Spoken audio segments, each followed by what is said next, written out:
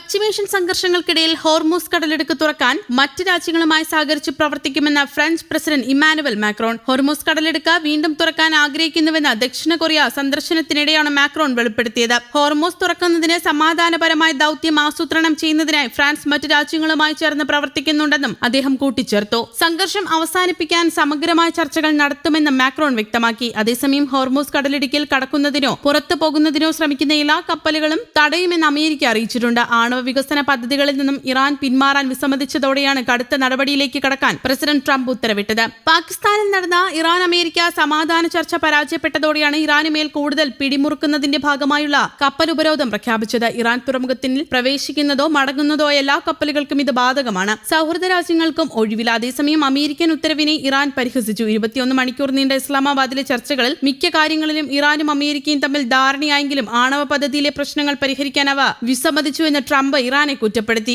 ലോകത്തിലെ ഏറ്റവും മികച്ച നാവികസേനയായ US നാവികസേന ഹോർമൂസ് കടലിടുക്കിൽ പ്രവേശിക്കാനോ പുറത്തു പോകാനോ ശ്രമിക്കുന്ന എല്ലാ കപ്പലുകളെയും തടയുന്ന പ്രക്രിയ ആരംഭിക്കുമെന്നും ട്രംപ് അറിയിച്ചു.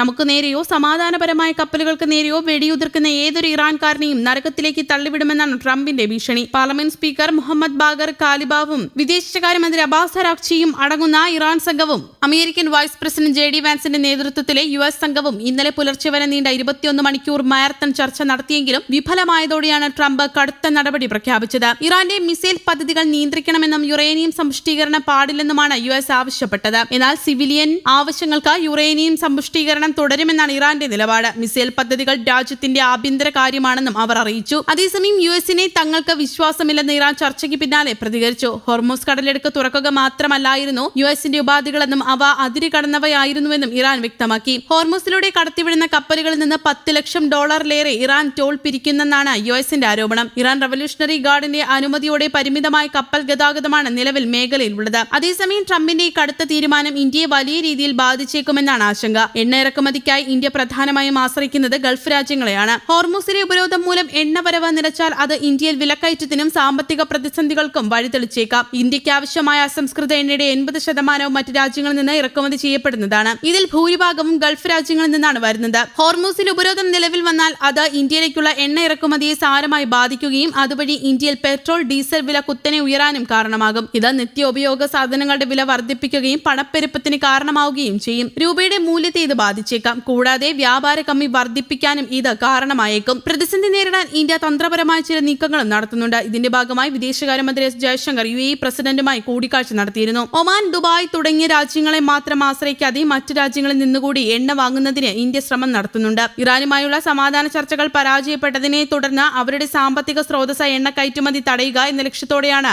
US ഈ ശക്തമായ നടപടി സ്വീകരിച്ചിരിക്കുന്നത്. നിലവിൽ ജലപാതയിലൂടെ പ്രതിദിനം ഏകദേശം 20 ലക്ഷം ബാരൽ എണ്ണയാണ് കടന്നു പോകുന്നത്. ഈ കയറ്റുമതി നിർത്തിവച്ച് ഇറാനെ സാമ്പത്തികമായി തകർക്കുക എന്നതാണ് US-ന്റെ പ്രാഥമിക ലക്ഷ്യം. ലോകത്തെ പ്രധാന എണ്ണക്കടത്ത് പാതയായ ഇവിടുത്തെ നിയന്ത്രണം അന്താരാഷ്ട്ര വിപണിയിൽ ഇന്ധനവില കുതിച്ചുയരാനും ആഗോള സാമ്പത്തിക അസ്ഥിരതയ്ക്കും കാരണമായേക്കും. ഫെബ്രുവരി 28 മുതൽ ഇറാൻ ഈ പാതയിൽ നിയന്ത്രണങ്ങൾ ഏർപ്പെടുത്തിയത് ആഗോള എണ്ണവില ബാരലിന് $100 മുകളിലേക്ക് ഉയരാൻ കാരണമായിരുന്നു. News desk, Kerala Kaumudi.